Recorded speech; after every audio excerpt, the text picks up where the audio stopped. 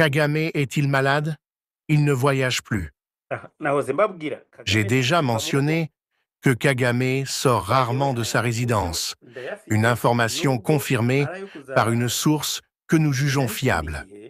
Nous reviendrons plus en détail sur cet aspect dans un prochain épisode. Il aurait été victime de plusieurs chutes récentes, ce qui soulève des interrogations sur son état de santé. Bien que les causes restent inconnues, certains observateurs les relient à la période où des rumeurs sur son décès circulaient. Plus tard, des images ont montré une cicatrice visible sur sa tête, suggérant qu'il aurait subi une intervention médicale importante.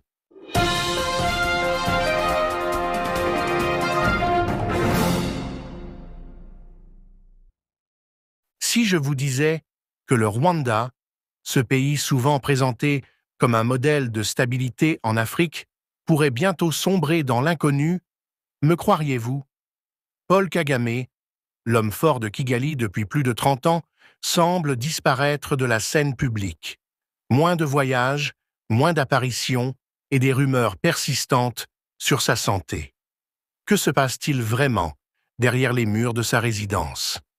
Aujourd'hui, on explore une question brûlante. Et si l'avenir du Rwanda reposait sur un fil fragile? Restez avec moi. Ce que vous allez découvrir pourrait bien changer votre regard sur ce régime. Paul Kagame a construit une nation à son image.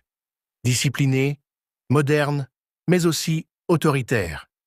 Depuis qu'il a pris le pouvoir, après le génocide de 1994, il a transformé le Rwanda en une vitrine de développement. Routes impeccables, gratte-ciel à Kigali, une économie qui attire les investisseurs.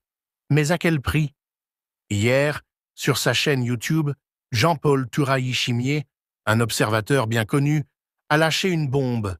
Kagame ne serait pas au mieux de sa forme. Il ne sort presque plus de chez lui, délaisse les grands événements et voyage à l'étranger de moins en moins.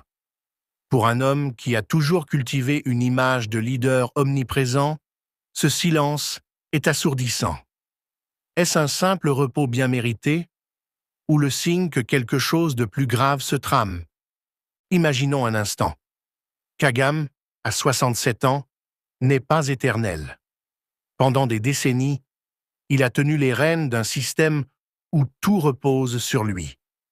Pas de successeur clair, pas d'opposition réelle, parce qu'il l'a écrasé. Des voix comme celle du général Frank Rusagara ou d'Alain Mukuralinda, éliminés dans des circonstances troubles, rappellent une vérité brutale. Contester Kagame, c'est jouer avec le feu. Mais si sa santé décline, qui prendra la relève? Le Rwanda risque-t-il de basculer dans un vide politique? Ou pire, dans le chaos, comme la Somalie, un pays déchiré par des luttes de pouvoir après des années de régime fort?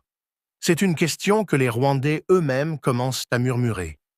Kagame n'a jamais aimé rester dans l'ombre. D'habitude, il quitte rarement son bureau, sauf pour des rallyes soigneusement orchestrés. Vous savez, ces grandes messes où des milliers de Rwandais sont rassemblés dans la campagne, forcés d'attendre des heures sous le soleil pour écouter un discours de 30 minutes.